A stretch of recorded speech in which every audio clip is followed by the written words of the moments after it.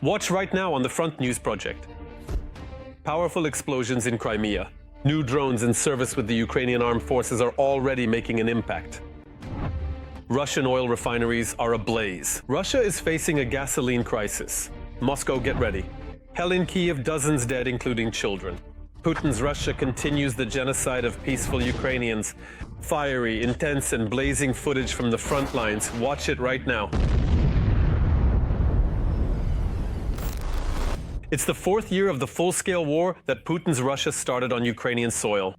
The armed forces of Ukraine continue to heroically defend not only their homeland, but the entire civilized world from the aggression of Kremlin war criminals. Greetings! This is Front News. I'm Vladimir Timoshenko. Over the next 30 minutes, you'll get the truth about the war uncovered by our journalists from the hottest combat zones. So are you ready? Then let's get started.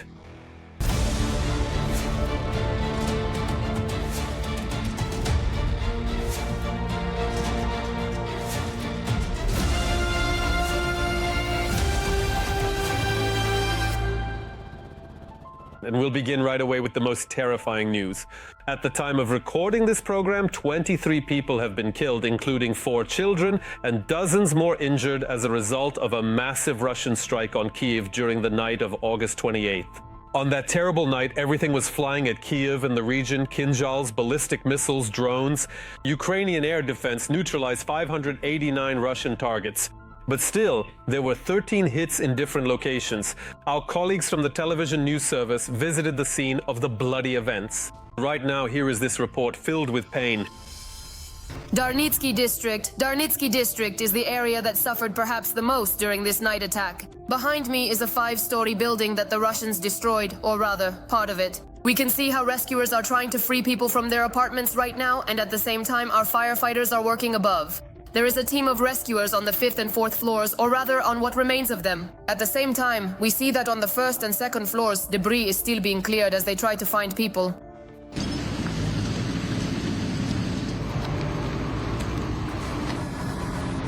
In some locations, we have found body fragments. After identification, we will be able to confirm the final number of casualties.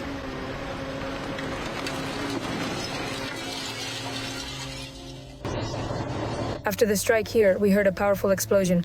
Even at the train station, 5 meters underground, the explosions could be heard, and the vibrations were very strong. After that, people started coming in, some in slippers, some in just their underwear.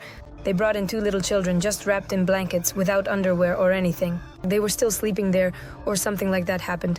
They started washing them off, looking for a first aid kit at the station. Right now, the rescuers have become more active and realized that up there, a crane is lowering the body of another victim. Here they are carrying the stretcher.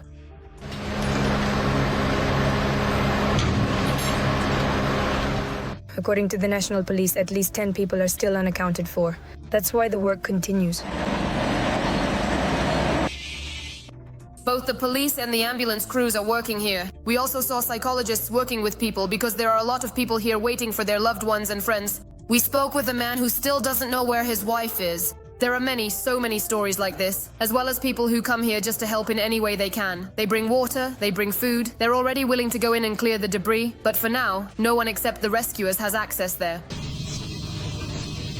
Right now, there's a woman here waiting for her relatives. She's waiting for her daughter and her 2-year-old granddaughter. We stay by her side constantly, accompany her, and keep in contact with her. There's also a man whose child, a little girl, died. The body has already been taken away, so he's now handling the paperwork. We are accompanying him as well. These are the people I have personally spoken with. And also a man who is waiting for his wife. Right next to the destroyed building, there was a parking lot and the cars there were burned out. It's hard to say how many there are here. Here you can see cars that have been completely destroyed. Well, about 2 dozen. That's just the ones we can see because for now it's not possible to go any further. Rescue operations are still ongoing there. And of course, the area is cordoned off.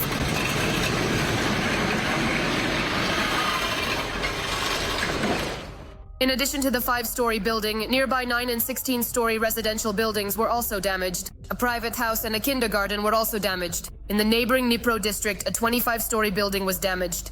A drone hit the yard next to a 9-story building there. Rescuers still haven't been able to put out the fire in the Desnyansky district, even from the air. Helicopters are constantly flying here, dropping water. But the column of smoke behind me seems to be only growing. Rescuers don't stop working even during air raid alerts when explosions can be heard in neighboring districts. This is a completely civilian area. There's a tire repair shop nearby, and cars that were brought in for repairs are parked here. Preliminary reports say there are no casualties here, but the smoke is so thick that it's hard to breathe while I'm recording this video.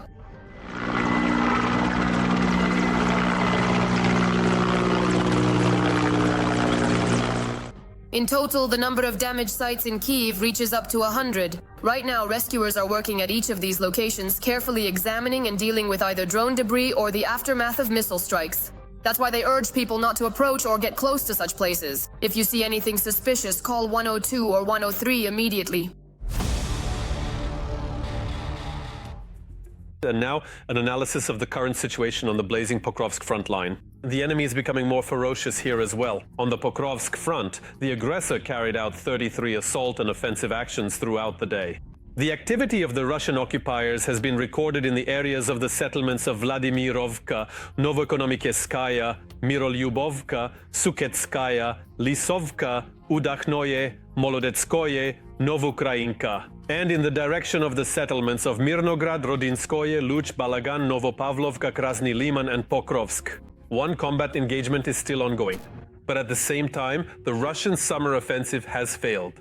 This is reported based on facts by Bild military observer Julian Röpke. Thus, over the course of 3 summer months, despite an unprecedented pace of advance, the occupiers managed to capture only 0.3% of Ukrainian territory, or approximately 1,800 square kilometers.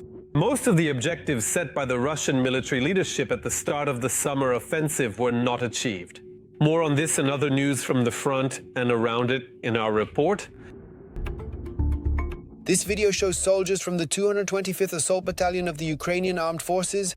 They are clearing the settlement of Voronezh in the Dnipropetrovsk region. With the help of a Bradley, Ukrainian soldiers managed to stop the occupiers' breakthrough in this direction. Unfortunately, such actions by the Ukrainian Armed Forces are not always successful. According to the Deep State resource, the Russians have managed for the first time to occupy 2 villages in the Dnipropetrovsk region, Zaporizhzhye and Novogeorgivka. In recent months, Putin's invaders have been using the tactic of infiltration by small groups almost along the entire front line. This tactic yields only very minor successes. It's infiltration by small infantry groups, just 2 or 3 people at a time. But there are a lot of these groups. Their task is not so much to engage in battle and break through, but rather to bypass our strongholds of resistance, so to speak, right? That is our posts, our strong points, and so on. Taking advantage of the fact that the front line is sparse, that is, there is no continuous line of defense, this is not a protracted, it's more like infiltration, seeping through, leaking, and so on. This is the kind of tactic they will obviously continue to use. Why? Because in general, the shortage of infantry is unfortunately quite a pressing issue on our side. As before, Pokrovsk remains the hottest direction. Every day, at least a quarter of all enemy attacks are concentrated in this area. The Kremlin wants to capture the entire Donbass at any cost. They want to reach the administrative borders of Donetsk region, to get to the junction of 3 regions, Donetsk, Zaporizhzhye, and Dnipropetrovsk. This is when we talk about the southern Donetsk direction. They want to go beyond the borders of Dnipropetrovsk region in order to seize more territory and have a stronger position in negotiations. Special attention was also given to the Pokrovsky direction at a meeting with the President of Ukraine, which was attended by the Commander-in-Chief of the Armed Forces of Ukraine, Oleksandr Syrsky. Our main focus right now is primarily on the Pokrovsk, Dobropilya, Novopavlivka, Kupiansk, as well as the Zaporizhzhye directions. During the meeting, they discussed the need for additional support for units in these and other important sectors of the front. There are positive trends in the border areas of Sumy and Kharkiv regions. Here, the decisive factor is the active operations of the 225th Assault Regiment, the 71st Jaeger Brigade, and Special Operations Forces units. In the Kursk direction, a series of strikes by Ukrainian aviation managed to destroy an entire unit.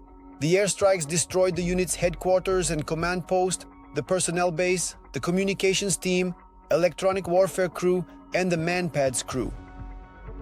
In this direction, the Russian army has also achieved no success. Most of the objectives that the Kremlin set for the campaign from April to August 2025 have not been achieved. In fact, Russia's summer offensive has failed and there is a certain fatigue among Russians. This is reported by Bild. Over the entire summer, Russia captured only 1,800 square kilometers. This is about 0.3% of Ukrainian territory. In the Donetsk region, Russian troops unsuccessfully tried to take Pokrovsk. Despite a breakthrough in the city center by August, after 3 weeks, all Russian units were either destroyed or captured. In the northern direction, Vladimir Putin's plans to create a security belt in the Chernihiv, Sumy, and Kharkiv regions also failed. Less than 70 kilometers of territory along the border came under Russian control. In the south, in the Kherson and Zaporizhzhia regions, the front remained stable and the Kremlin was effectively forced to abandon its offensive plans. The situation at the front is currently stable. President Volodymyr Zelensky is ready to discuss a ceasefire, but not a capitulation, as Putin demands. And now we move to the Lyman and Kupiansk directions of the front. The bloody rampage of the enemy army continues here as well. The enemy attacked 20 times in the Lyman direction, trying to advance in the areas of Novomikhailivka, Novyi Mir, Zelena Dolina, Kolodiazy, Torske, Serebryanka, and towards Yampil, Zakitne, Dronivka, and Shandrihalove. 9 combat clashes are still ongoing. At this time in the Kupiansk direction, the enemy tried 6 times to break through our defensive positions in the area of Kupiansk itself. 4 attacks are still ongoing. They are not letting the enemy advance, risking their lives. This is Kharkiv region. Here on the front line are the fighters of the Kartia Brigade. Every day they repel enemy attacks and hold back the occupiers, who bombard our units with drones. How Ukrainian defenders are holding the line in the Lyman direction and how they prepare to go to the front line, TSN correspondent Yulia Boyko will tell and show. They are just a few kilometers from the enemy on the Lipetsk direction. The fighters of Kartia repel enemy assaults every day. On the front line are experienced fighters. Despite his call sign, Student has already become an ace at what he does. His first time going to the front line was at the beginning of the year. The first time I went out, it was both scary and confusing. I didn't really understand what was happening. To that particular position, this is probably already the 5th time. I lead the way, showing the road to those who are new or who haven't been there yet. Today he's heading to the positions with 2 comrades. One of them, Abad, is going to the front for the first time, but he assures, "I'm ready for battle." We're in a fighting mood, ready. Always cheerful. Here, so to speak, there's no adaptation period. Here, they prepare you more for the kinds of situations you actually face at the front. Not all training centers teach things the way they really are. A lot of the basics they give don't match the current realities. And this is the company commander. He earned his call sign Zanuda because of his attention to detail. He teaches his subordinates not to miss a single detail, to prepare thoroughly for battle, and that will save their lives. The company commander explains, newcomers first work on the second line of defense. There they learn to get their bearings, to listen to artillery and drones.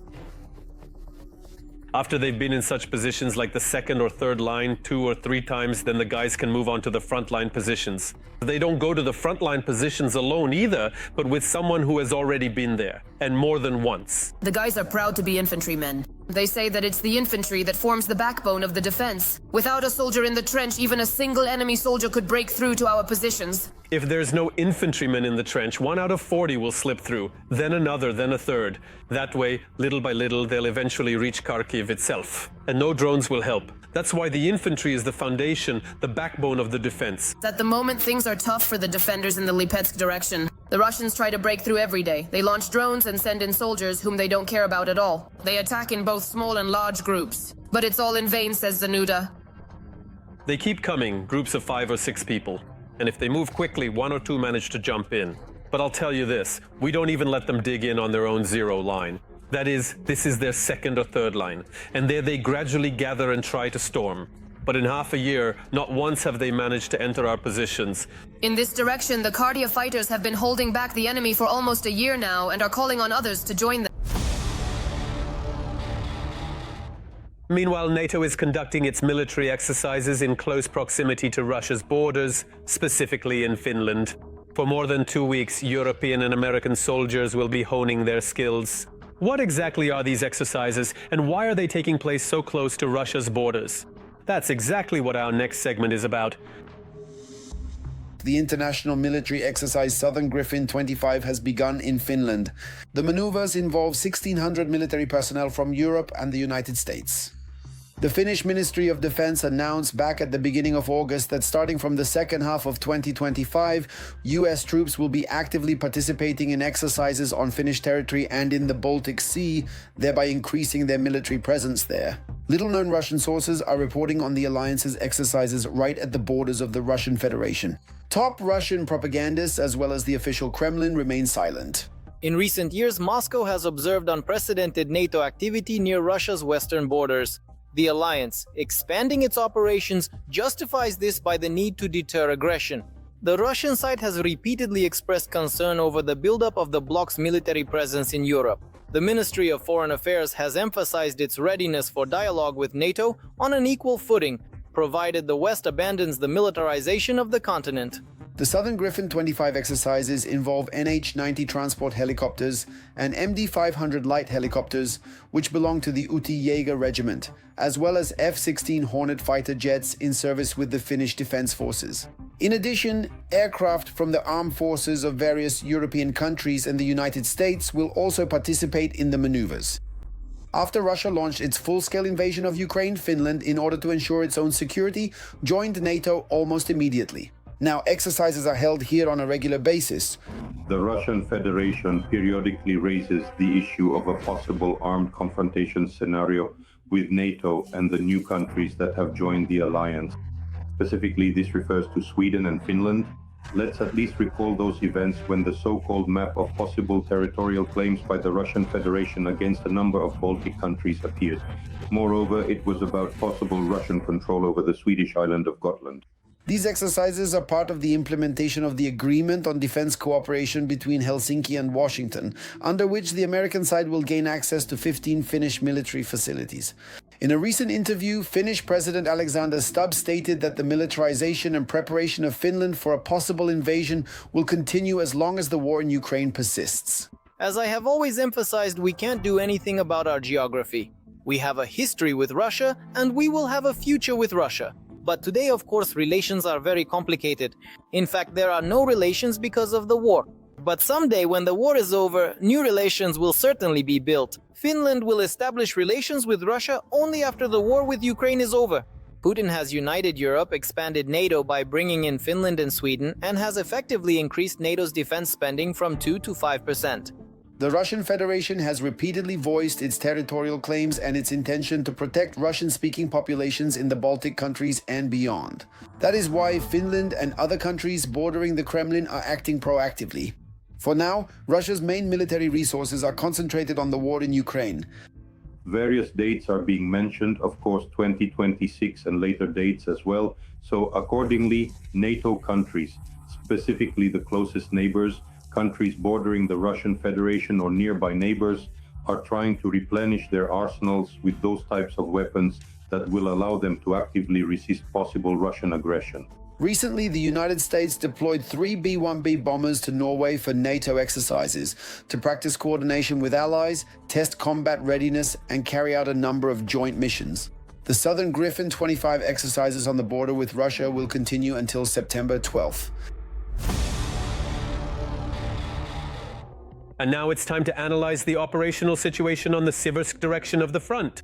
The Russian world continues to destroy, kill, and maim here as well.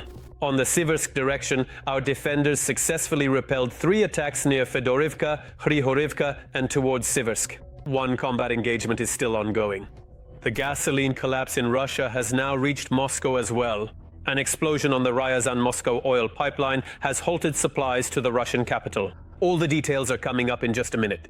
But there is also troubling news. For the first time since the beginning of the war, the Russian army has entered the Dnipropetrovsk region. Additionally, the Russians have put forward a so-called peace proposal regarding the Donetsk region. This was reported by Witkov. Let's watch all the details right now. Brave Ukrainians. In blazing Pokrovsk, a man destroyed a Russian drone with his bare hands. Without any special equipment, he managed to disable the drone and even remove its munition. After that, the drone started to smoke and likely caught fire.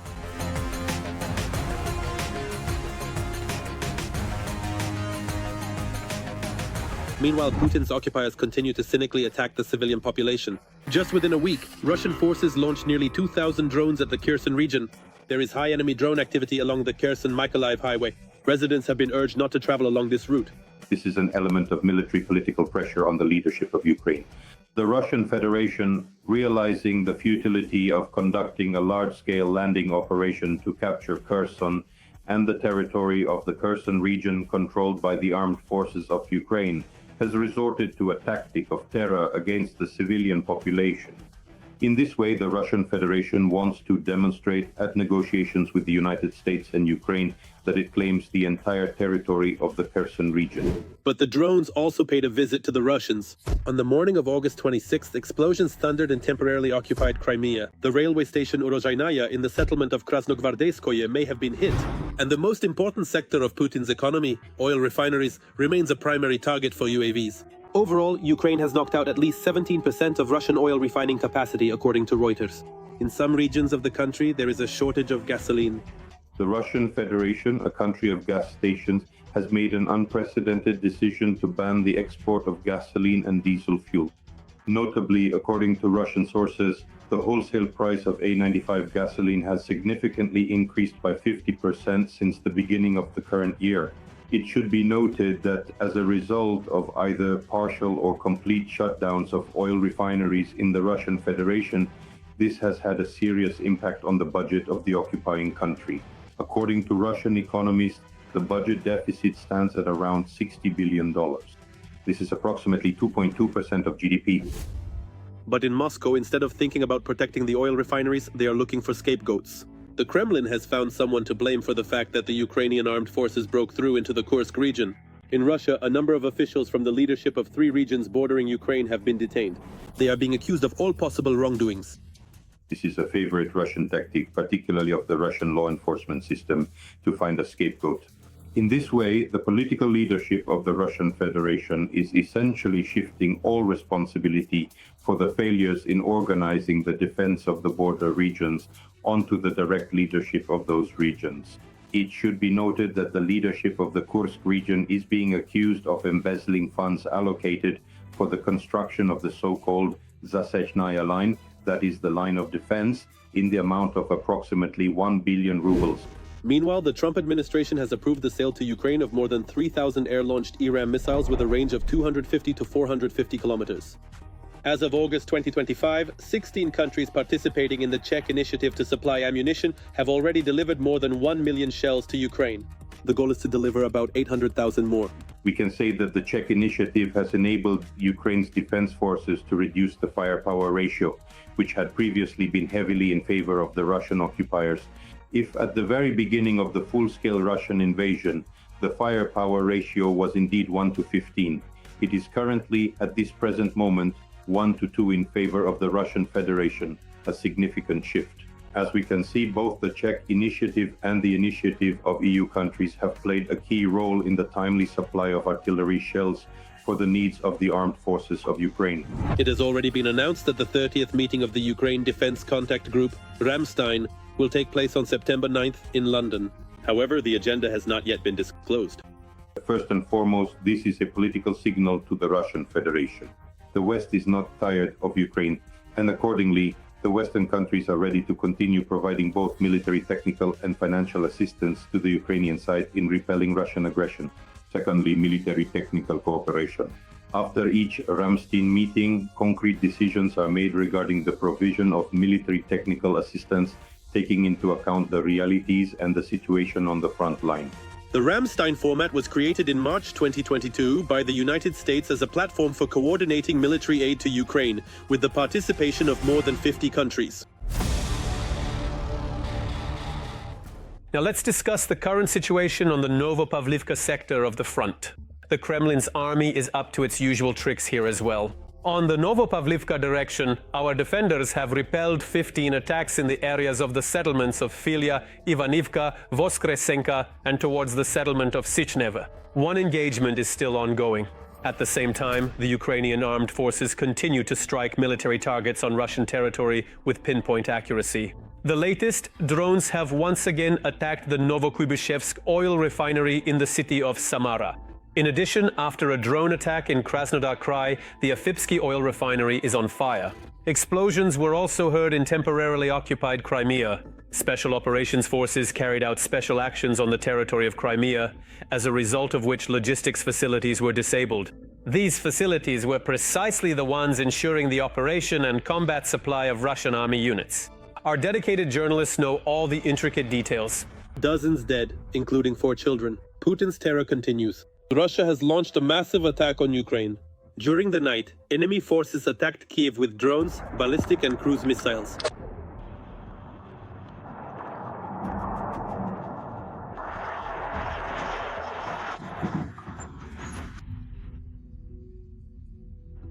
The occupiers launched nearly 600 UAVs of various types and 31 missiles. Once again, residential buildings came under terrorist attack.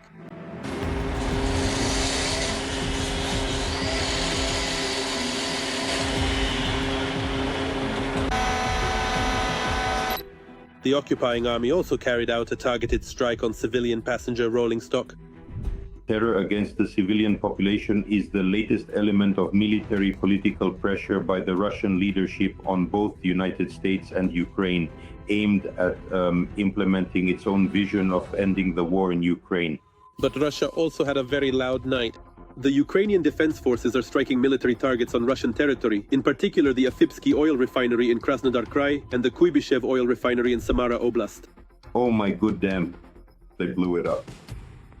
Ugh. It's burning.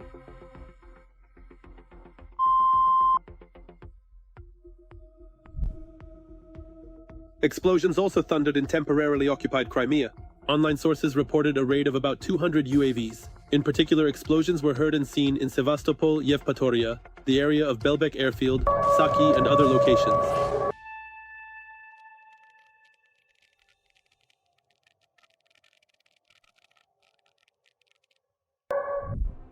And also, in the Sea of Azov, not far from temporarily occupied Crimea, the Ukrainian Armed Forces struck a Russian Bayanem-class small missile ship. As a result of the strikes, the Russian ship, which was in the potential launch zone for Caliber missiles, sustained damage and was forced to leave its combat duty area.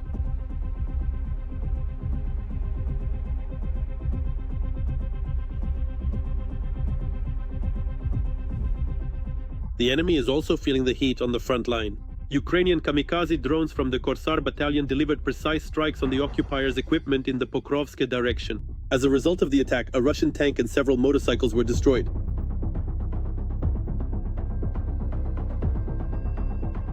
And in the Zaporizhzhia direction, the Ukrainian armed forces engaged in direct small arms combat with the occupiers and eliminated Russian assault troops. Snipers from the 144th Special Operations Forces Center put aside their rifles and, armed with grenades and machine guns, began to repel the assault and clear out the trenches. And overall, Russia's summer offensive in Ukraine has failed, according to the Western press. Most of the objectives that the Russians tried to achieve between April and August 2025 have remained unattainable. The plans of the Russian political leadership for the summer campaign, not the summer offensive as Gil reports, have indeed completely failed. We are talking about the plans of the Russian political leadership to create so-called buffer zones with an advanced depth of up to 20 kilometers in the Sumy, Kharkiv and Dnipropetrovsk regions. At this point, Ukraine's defense forces have completely neutralized these threats to the territorial integrity of our country. Lacking any successes, Russian propagandists are spreading yet another fake about Ukraine allegedly preparing provocations involving hazardous substances in the combat zone in Donbas. The goal of this propaganda operation is to discredit the armed forces of Ukraine and the Ukrainian political leadership by attempting to accuse them of violating their international obligations and those ratified accordingly by the Ukrainian parliament. This concerns war crimes and the rules and norms of warfare. Well, absolutely nothing genuinely new, truly progressive, or fundamentally humane can ever be realistically expected from the utterly ruthless and profoundly inhumane individuals who comprise Putin's regime.